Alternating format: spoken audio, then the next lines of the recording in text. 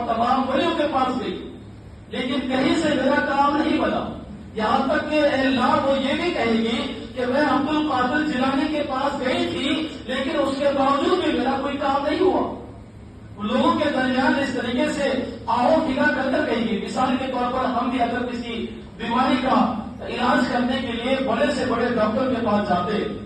تو جانے کے بعد اگر علاج نہیں ہوتا تو ہم کہتے کہ اتنا بڑا ڈاکٹر تھا، اس کے پاس سے دوا لائے، سب کچھ لائے، علاج کیا، کئی سالوں تک علاج چلا لیکن بیماری صحیح نہیں ہوئی۔ تو اسی طریقے سے وہ عورت دنیا کے اندر جا کر کہے گی کہ میں طبیب ڈاکٹر ان تمام کے پاس گئی لیکن اس کے ساتھ ساتھ عبد القادر جیلانی کے بارگاہ میں بھی گئی تھی، وہاں سے خالی جھولی لے کر آ گئی۔ تو پھر آپ نے زار و قطار رو کر اللہ کے بارگاہ میں جب دعا کی تو دعا کرنے کے ساتھ ساتھ حضرت خضر علیہ السلام آئے، حاضر ہوئے، کہا کہ اس کی قسمت میں کوئی اولاد ہی نہیں ہے۔ جب آپ نے جگہ پر اللہ کے بارگاہ میں التجا کی کہ اللہ اگر اس کی قسمت میں اولاد ہوتی تو وہ عبد القادر جیلانی کے پاس نہیں آتی، یا اللہ میرے اللہ کہ تو اس بندی کے شکم میں اولادیں عطا فرما۔ تو رب نے پوچھا، غیب سے آواز آئی کہ کتنی اولادیں چاہیے؟ آپ نے فرمایا کہ 7 بیٹے اس کو عطا کر۔ تو لہٰذا وہ عورت جگہ پر جب نامراد تھی اس وقت جب جا رہی تھی، جانے کے بعد حضرت غوث اعظم نے فرمایا جا اب تجھے 7 بیٹے تیری زندگی کے اندر ہو۔ وہ جب زندگی اس کی گزری، اس کی گزرنے کے بعد جب 7 بیٹے مکمل ہو گئے تو وہی عورت اپنے 7 بچوں کو لے کر آئی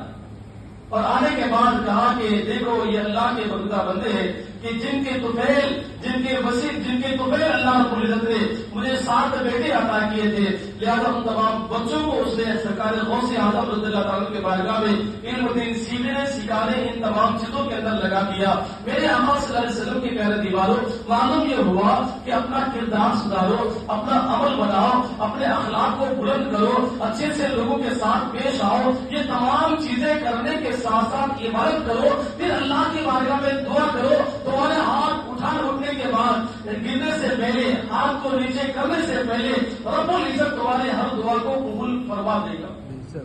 لہذا ہم ایک ہی چیز کرتے ہیں کہ بس اللہ کے بارگاہ میں دعا کرتے رہتے، یقیناً دعا کرو، اس کے ساتھ ساتھ اپنے اعمال کو بھی سدھارو، نماز کی پابندی اور اس کے ساتھ ساتھ اللہ کا ذکر کرنا، درود و سلام پڑھنا، اللہ کے بارگاہ میں جتنا ہو سکے کما حق کہو کی عبادت کرتے رہو۔ رب العزت تمہارے ہاتھ کی لاج رکھے گا، گرنے سے پہلے، ہاتھ کو ہٹانے سے پہلے رب العزت دعاؤں کو قبول کر لے گا۔ لہذا میرے آقا صلی اللہ علیہ وسلم کی پیارے دیواروں یہی نہیں بلکہ سرکار غوث اعظم رضی اللہ تعالیٰ کی کرامت کا تذکرہ کیا جائے اس کے اندر بے شمار کرامتیں ایسی ہیں کہ جس کے اندر سرکار غوث اعظم نے اللہ کی بارگاہ میں جب التجا کی، اللہ رب العزت نے ان کی زبان کو خالی نہ جانے دیا بلکہ ان نااولادوں کو ان کی مرادیں مکمل فرما دی۔ لہذا فرمایا گیا کہ ایک اور اپنے وقت کا بڑا بادشاہ سرکار غوث اعظم رضی اللہ تعالیٰ کے دور میں تھا، اور بادشاہ یہ کہتا تھا کہ میں تو بڑا بادشاہ کو میرے پاس رعایا ہے، لیکن تمام کی تمام رعایا اس کی جو ماننے والے چاہنے والے سب کے سب غوث اعظم رضی اللہ تعالیٰ کی بارگاہ میں جانے والے تھے۔ بادشاہ سوچنے لگا کہ پیسہ بانٹتا ہوں، سب کچھ کرتا ہوں، لوگوں کے ساتھ ہمدردی کرتا ہوں، لیکن اس کے ساتھ ساتھ میری رعایا اس غوث اعظم کے بارگاہ میں چلی جاتی ہے، لہذا اسی طریقے سے سوچنے لگا۔ تو اس کے جو ماننے والے تھے انہوں نے کہا کہ اللہ کے بہت بڑے بندہ بندے بزرگ ہیں، لہذا تم بھی چلو